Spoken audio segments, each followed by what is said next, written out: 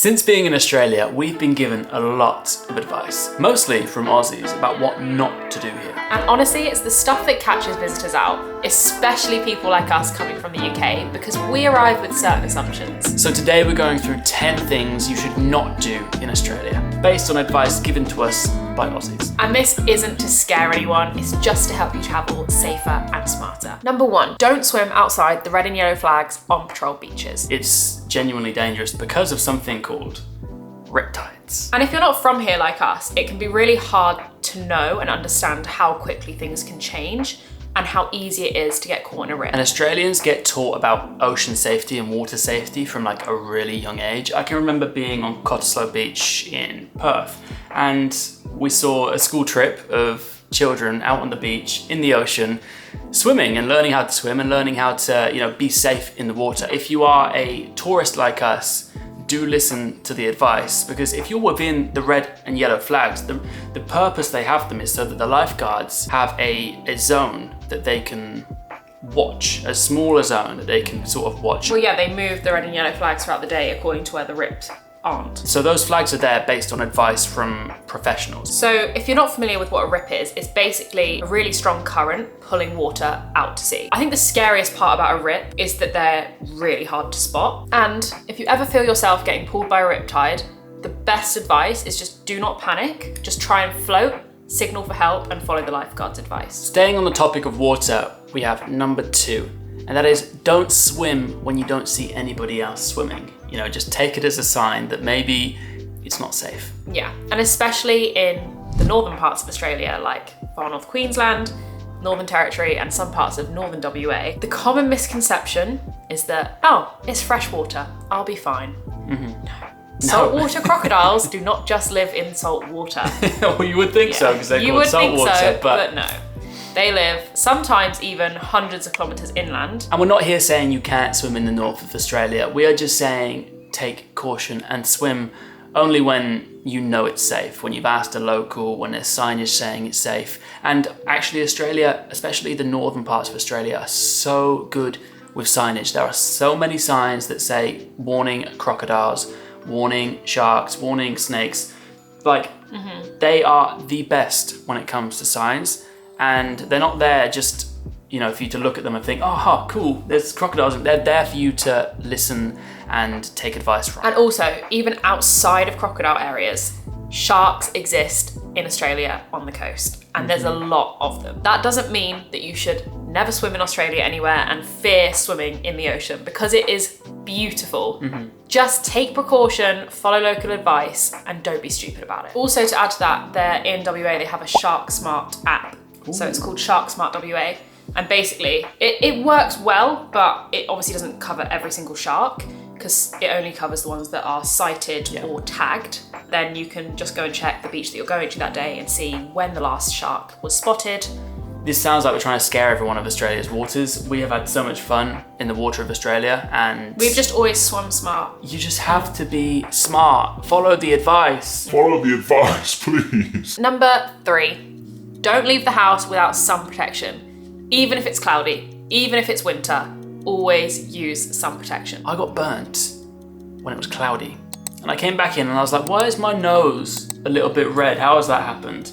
And then we got told that actually the UV levels in Australia are so high, that can happen. And there's also a campaign in Australia for sun safety called Slip, Slop, Slap. And if you're not familiar with it, it means slip on a protective UV layer, slop on sunscreen. Slop on. Yeah, slop it on, slop that sunscreen on. Yeah. And slap on a hat. And did you know they also added 2 more onto that, and it's seek and slide. So seek shade and also slide on sunglasses. Just like this.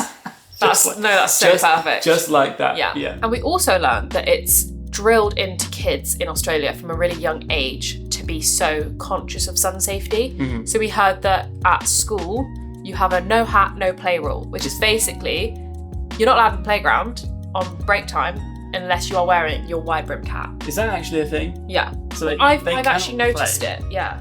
In the playground without a hat on. But since we've been told it, I've noticed it that I've walked past like school playgrounds. Yeah.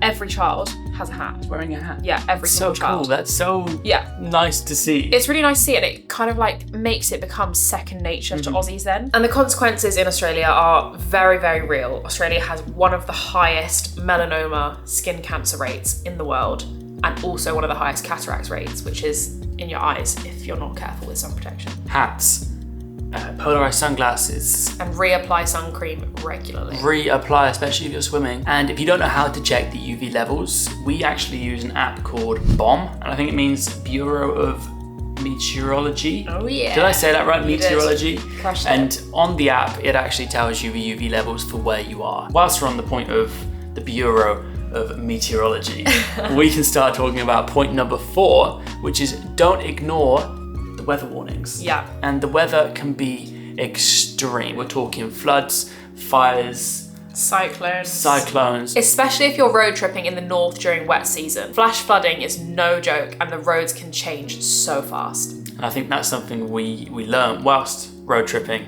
into the north, and we nearly got caught in that kind of like wet season period. So we had to really, put our foot down to get across the top before it started, because you're right, the weather conditions can be so dangerous. And I'm sure there's people from the Northern Territory that will tell us that exact thing, again from maybe Northern Queensland too and Northern WA. And I think that's why it's so important to be flexible in your travel plans.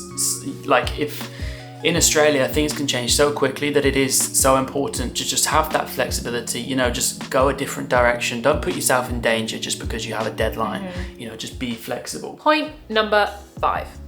Do not underestimate how big Australia is. Now, people may come here with a 3-week plan and want to go from Perth to Sydney, see all the iconic things along the way. Where that is all possible, you could visit Perth, Sydney and Melbourne in a 3-week holiday. If you fly. You could fly, but also you're going to be spending a lot of your time traveling, and you're not going to get much time to actually see anything. What I didn't realize before coming to Australia is actually how big it is. Like, it's obviously big, it's like a continent-sized country, but actually how big it is. You can drive for like up to 10 hours and you'll be in the same state. More than 10 hours. That's like driving across Europe. So the tip for traveling Australia, if you're on a limited time, is pick fewer regions and, maybe just pick one and just spend more time exploring that place in depth. Plan in rest days, because we've made that mistake of going go and not having a break. And that brings us on to our next unofficial but fairly serious point. And Very that is serious. 90% of you that regularly watch our videos aren't yet subscribed. So if you do like content like this and want to follow along with our adventures, hit the subscribe button, because it really, really helps us continue making this content. This message is approved by James and Josie Travel. Number 6, don't go remote without some sort of safety plan or safety device. And a big piece of equipment we have is a PLB, and it's a personal location beacon. Yeah. Is that how you say it? Yeah, and essentially what it is, it's a little satellite phone, and if you're in trouble, you press the button and people come and save you. It's as simple as that. I mean, a lot more goes into it, but it's as simple as, pressing the button and it locates you to the authorities. By far the most important piece of equipment we have and have bought on our trip in Australia. The one we use is the ACR Rescue Link. I'll put a little picture of it here. And I think what a lot of people fail to realise is how remote you can get and how quickly that can happen. And if you don't have the safety equipment that you need, such as a PLB, enough water, power, food, that sort of thing, you can really find yourself in a lot of trouble. Number 7, don't assume it's always hot in Australia. And I mean, don't get us wrong, in places like in the north, it can be a pretty steady temperature all year round. But when you go down south, I mean, maybe it gets cold. Yeah, we learned this the hard way. It gets so cold. Yeah. Like so cold. We actually had to buy thermals halfway through our trip. After we'd left WA, I think we were like, okay, now it's suddenly cold. We Thermal need territory. thermals. If you are coming to Australia, pack some winter clothes as well. When we were in Broome, I genuinely thought, I had a bit of a meltdown actually. I genuinely thought meltdown. I would never ever be cold again. So I threw away all of my winter clothes, only to find out that I was going to need them again in the south. And if you are coming to Australia on holiday, get your seasons right, because it's not always hot, especially if you're going to somewhere like Melbourne, Sydney, Adelaide.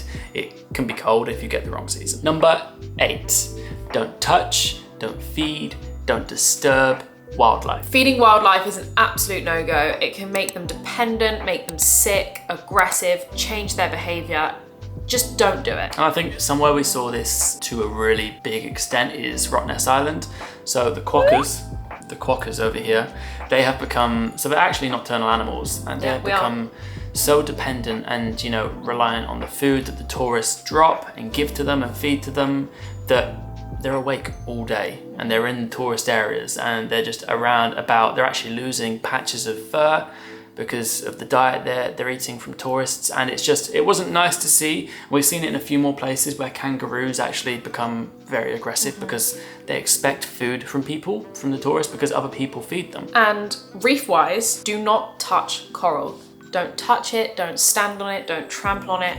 We've seen this too often. So I think the main rule to go by here is if the water that you want to go snorkeling in is too shallow that you can't comfortably float above the coral with a good enough gap, don't swim in it. And there are two major places that you might know of in Australia that have beautiful reefs. And Coral Island is the Great Barrier Reef and the Ningaloo Reef. And we've done many a tour in these areas, and we have seen too often that people stand, touch, and just don't treat the coral with any respect. Coral isn't just a rock. It's not a rock. It's a literal living ecosystem, and it's so fragile and doesn't recover very easily. And a lot of the time when we have seen people accidentally standing on the coral and stuff, it's not a malicious thing, it's just a lack of awareness. So I think if you're new to snorkeling, practice your buoyancy, practice your swimming, and go somewhere sandy as well. And this brings us on to number 9. Don't litter and don't leave rubbish unsecured at beaches, parks, or campsites. Or anywhere, to be honest. Anywhere. Just don't litter. There's plenty of bins to use. Just keep your rubbish secured. But one time we did get marginally caught out was when we were camping and we left a bin bag out, and all of a sudden... For about 10 minutes, by the way. A sneaky little ibis, also known as... Big chicken. Came up. Started, you know... pecking at the... Huh? No, what did it do? It started, you know what I mean? It started, you know, pecking at the bag, and we heard this rustling. We were like, what is this? Before we know it, Bin Chicken had the ibis had the bag open and had the rubbish everywhere. And I think this happens a lot. I mean, in Australia, they actually have weighted bin lids, don't they? Yeah. And like things that dangle across so the birds can't get into the bins. Unless you're an ibis with that beak. Yeah, I mean, we know what that beak can do. Anyway, don't ruin the beautiful environments, and not to mention even the impacts it can have on wildlife. Like, it's just such an important point, and I think Australia really does drill that into you, but unfortunately things like this still happen. If you were to drop something on the floor, most Aussies, they will say something to you, and they will tell you to pick it up and put it in the bin, which is fantastic, I think. And number 10, this is something that a few Australians have told us that, you know, slightly annoys them maybe, and that is stereotypes. So don't come to Australia and immediately go and speak to someone and say, "Good day, mate.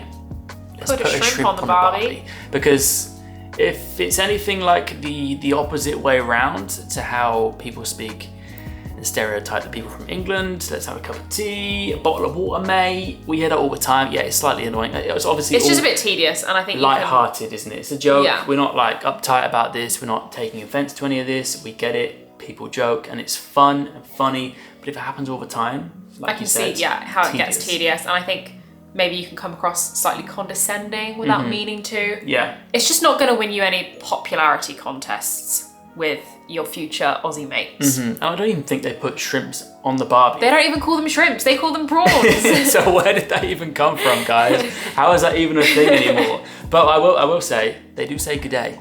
They do say g'day a lot, actually. I actually thought that was a stereotype that no one said. And actually, most people come up to me and say g'day. And also, don't go into every interaction thinking that Aussies swear lots. Some do, some don't. It's not one size fits all. Just be yourself, be respectful, give everything a go, and you'll be sweet. And I think that's the moral of this whole video. You know, Australia is a fantastic place to visit, to live, as we have found out. And so welcoming, everyone's so friendly. It's just brilliant. I think you just need to follow, you know, the advice that people give you, be respectful, and just enjoy. to be honest. So those are our 10 things you should never do in Australia. This is just the things we wish we knew earlier list, so you can have a safer, smoother trip and be the kind of tourist locals actually like having around. Like Josie, the perfect tourist, of course. If you are from Australia and you have any extra advice to give people like me and Josie, just drop it down in the comments and we'll be sure to read it and maybe even make a part 2.